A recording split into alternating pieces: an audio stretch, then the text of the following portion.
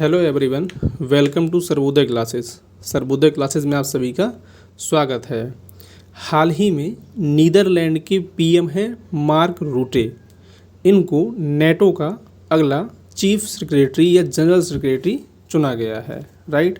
यानी कि ये इस मिलिट्री अलायंस के क्या होने वाले हैं, अगले सभी चीज़ों के हेड कह सकते हैं आप। जनरल सेक्रेटरी का पद जो होता है उसके मुताबिक जितनी भी अहम समितियां होती हैं उनमें इनकी मुख्य भूमिका होती है और किस तरीके से आगे लेकर चीज़ें चलना है ये भी कार्य जनरल सेक्रेटरी का ही होता है। यहाँ पर आप देख सकते हैं कि ये हैं जो नीदरलैंड है उसके ये पीएम हैं। इनका नाम क्या है, तो इनका नाम है मार्क रूटे, राइट।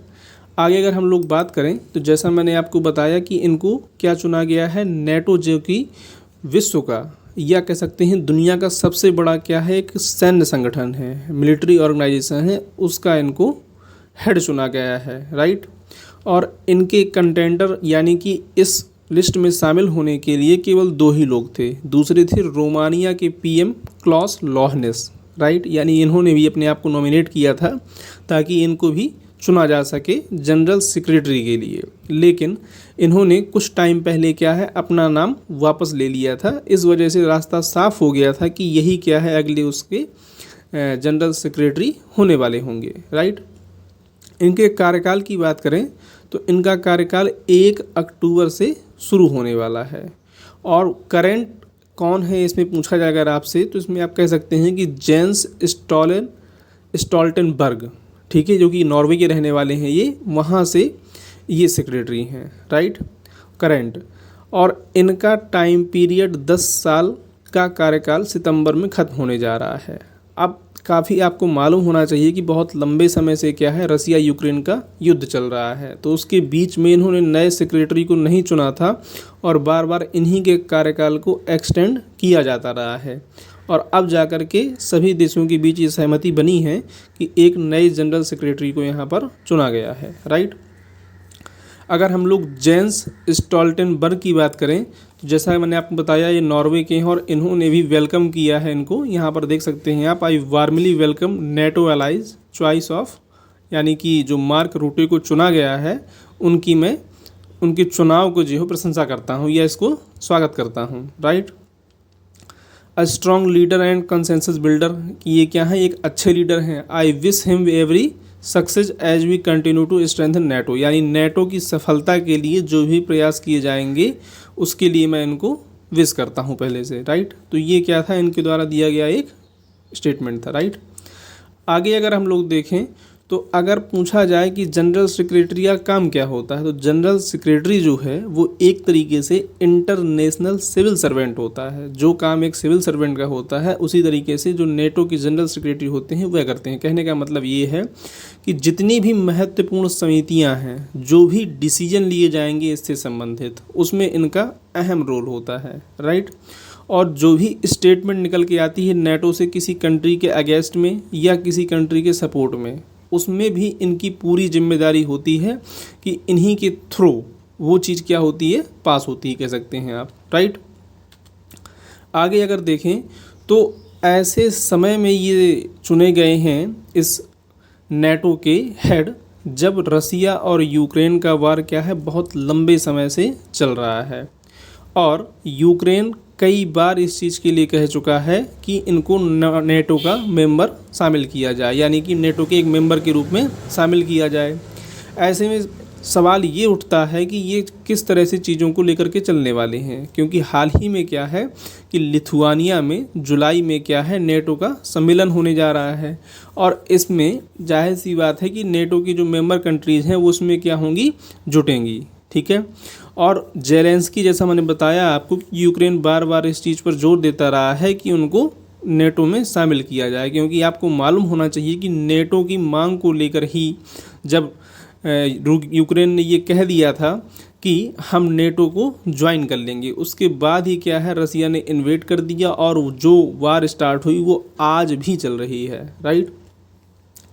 लेकिन समस्या ये देखने को मिलती है कि जब नेटो ने पहले समर्थन जारी किया और अब भी समर्थन जारी है, बैक डोर से कहीं ना कहीं आप कह सकते हैं कि नेटो जो है एक तरीके से यूक्रेन को सपोर्ट कर रहा है या यूएसए सपोर्ट कर रहा है, कह सकते हैं। वेस्टर्न कंट्रीज का कितना हैवी रोल है इसमें आप ये बहुत अच्छे समझते हैं, राइट।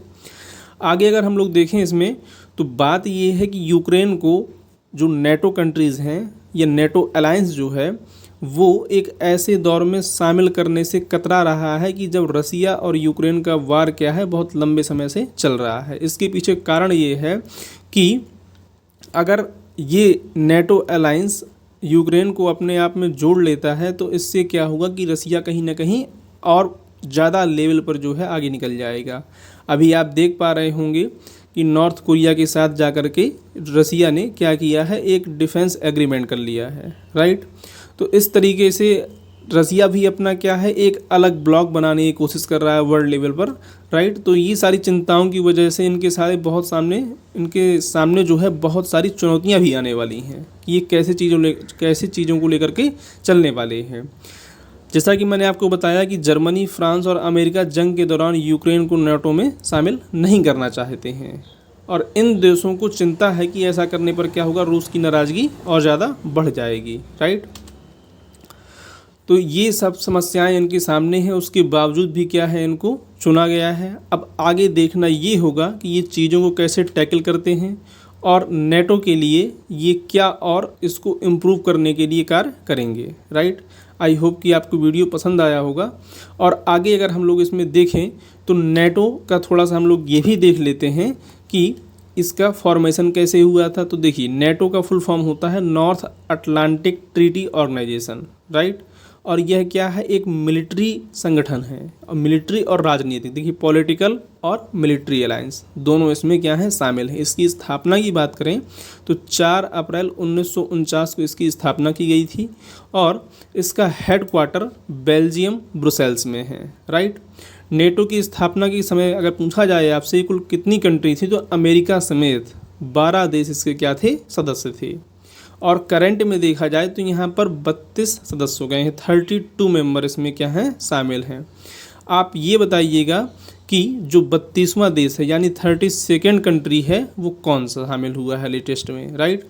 और नेटो की बात करें तो नेटो की अगर सबसे ज़्यादा इम्पोर्टेंट आर्टिकल की बात करें यानी जैसे चार्टर होता है हर एक चीज़ कंपनी का, वैसे ही नेटो का भी एक चार्टर है। तो नेटो के चार्टर के आर्टिकल 5 के तहत उसमें ये प्रावधान किया गया है। आखिर वजह क्या है इसके शामिल होने की कंट्री का, जो कंट्रीज़ नेटो में शामिल होती हैं वो सबसे पहले इसी चीज़ के पीछे शामिल होती हैं कि नेटो के आर्टिकल 5 में ये मेंशन किया गया है कि अगर नेटो अलायंस के किसी भी सदस्य देश पर हमला होता है तो नेटो के सभी देशों पर हमला माना जाएगा और वो दोबारा जो है रिटेलिएट करने के लिए उस देश पर हमला कर सकते हैं एक साथ होकर के, राइट।